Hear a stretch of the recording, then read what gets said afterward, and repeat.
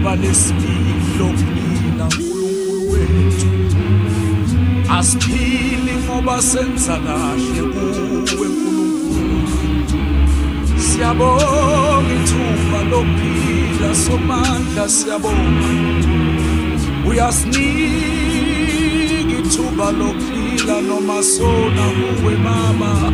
Siyabonga lo, siyabonga themba lethu.